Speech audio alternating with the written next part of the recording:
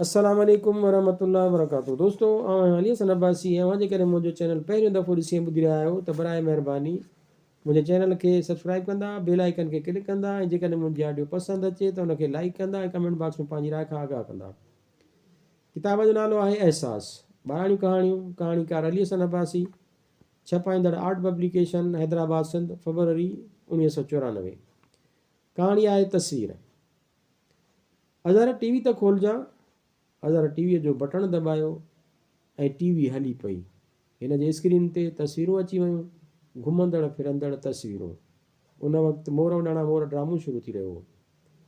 अदा मुज़फ़र, इहो त ॿुधायो त हीअ तस्वीरूं कीअं थियूं हिन स्क्रीन ते अची वञनि। चङो, हाणे ड्रामो ॾिसूं, उहो ख़तमु थिए त पोइ ॿुधायां थो उहो सभु कुझु। मुज़फ़र वराणियो। ड्रामो जीअं ख़तमु थियो त अज़हर अची मुज़फ़र जे भर में वेठो। अदा हाणे ॿुधाए भला त टीवीअ में उहे तस्वीरूं कीअं थियूं अचनि। मुज़फ़र कुर्सीअ ते थोरो ठही वेंदे चवणु लॻो, चङो हाणे गौर सां वेही ॿुध। आउं तोखे टेलीविज़न जे बारे में तफ़सील सां ॿुधायां थो त टेलीविज़न कंहिं ठाही ऐं कीअं ठही, ठीकु आहे। अदा ॿुधायो न, आउं ॿुधां थो, अज़हर वराणियो। मुज़फ़र ॿुधाइणु शुरू कयो। टेलीविज़न दरअसल ॿिनि लफ़्ज़नि जो मिलाप आहे। टेली यूनानी लफ़्ज़ आहे जंहिंजी माना आहे परे या दूर, जॾहिं त वीहनि जी माना आहे ॾिसणु। अहिड़ी तरह टेलीविज़न जी माना उहो औज़ार या आलो आहे जंहिंजे ज़रिए बरक़ी ताक़त जे मदद सां परे वारियूं शयूं ॾिसण में अचनि। टेलीविज़न खे जंहिं शकिल में अॼु असीं ॾिसूं था, उहा उन हालति में हिकु ई दफ़े ईजाद कान थी हुई, बल्कि उन में इस्तेमालु थींदड़ मुख़्तलिफ़ पुर्ज़ा या आला मुख़्तलिफ़ दौरनि में ईजाद कया विया हुआ, जंहिंखे पाण में ॻंढे अॼु जी टेलीविज़न जो रूप ॾिनो वियो आहे।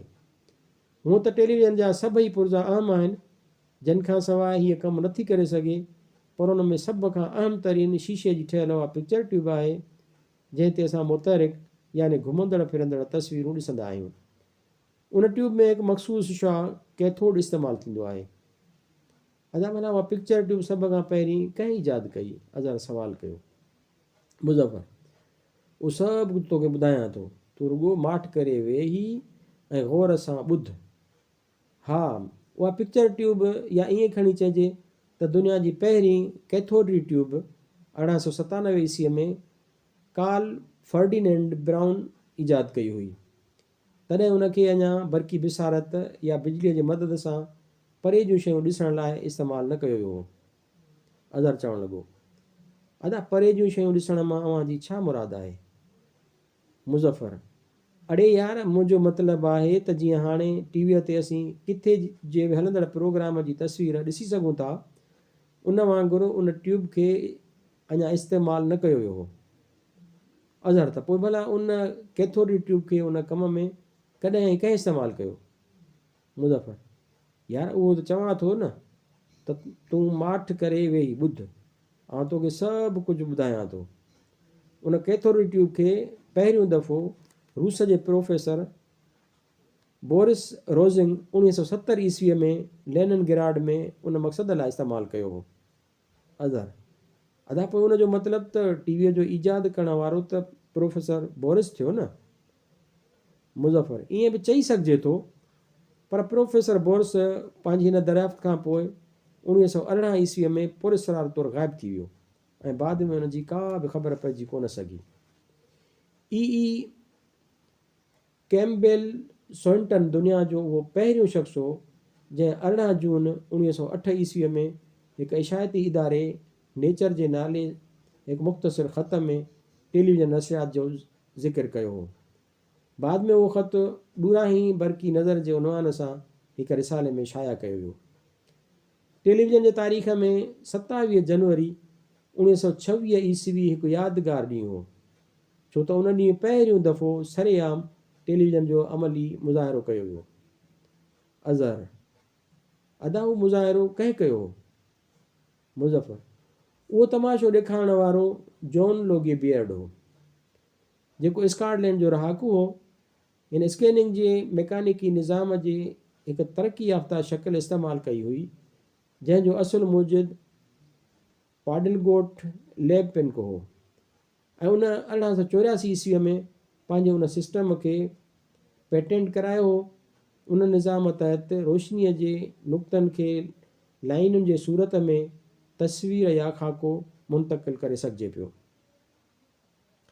फ़रवरी 1924 ईस्वीअ में जॉन लोगो बेयर्ड बर्तानिया जे शहर हेटिंग्स में माल्टा जे मनसबदारनि खे ॾिनो वञण वारो सलेब जी शकिल जो निशान 10 फुटनि जे मुफ़ासिले ताईं मुंतक़िल करण में कामयाबु थी वियो ऐं पहिरियों दफ़ो बरकीरो जी मदद सां जंहिं शख़्स जे चहिरे जी तस्वीर मुंतक़िल कई वई उहो ख़ुशनसीब 15 सालनि जो छोकिरो विलियम टेंटन हो।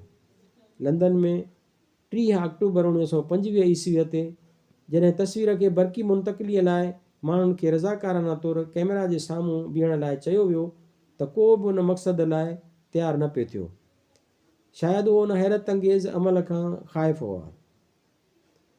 मजबूरन विलियम टेंटन खे 2 शिलिंग 6 पेंस जी रिश्वत ॾेई वॾी मुश्किल सां उन कम लाइ राज़ी कयो वियो।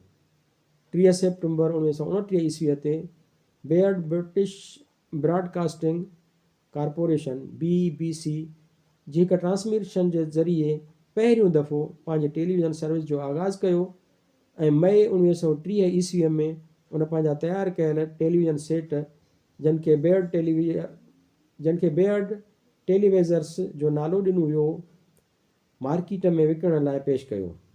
उन वक़्तु उन टेलीविज़न सेट जी क़ीमत 26 ॾहाई 25 पाउंड रखी वई। इकोनोस्कोप या इलेक्ट्रॉनिक कैमरा जो बानी डॉक्टर वेलाडी मेरिको सेमाज़ोरकेन 1899 ईस्वी खां 1982 ईस्वीअ खे सम्झो वेंदो आहे। उन 29 डिसंबर 1923 ईस्वीअ ते पंहिंजे ईजाद खे पेटेंट करण लाइ दरख़्वास्त ॾिनी हुई ऐं नेठि 20 डिसंबर 1938 ईस्वीअ में उहा दरख़्वास्त मंज़ूर कई वई। जापान जो केनजीरो ताकायानाकी पैदाश 20 जनवरी 1899 ईस्वी दुनिया जो उहो पहिरियों फ़र्दु आहे जेको 25 डिसंबर 1926 ईस्वीअ ते ब्राउन जे ठाहियल कैथोड ट्यूब ऐं पाडिल गोट लैब पेनको जे ईजाद कयल डिस्क जे मदद सां 60 लाइनुनि ते मुश्तमिल बरक़ी तस्वीर मुंतक़िल करण में कामयाबु थी वियो। उहो कामयाबु तजुर्बो जापान में हामामासुटो जे टेक्निकल कॉलेज में कयो वियो। उहा ॻाल्हि मुकमल करे मुज़फ़र चवणु लॻो, हाणे ॻाल्हि सम्झ में आई? अज़हर: अदा कुझु सम्झ में आई ऐं कुझु न।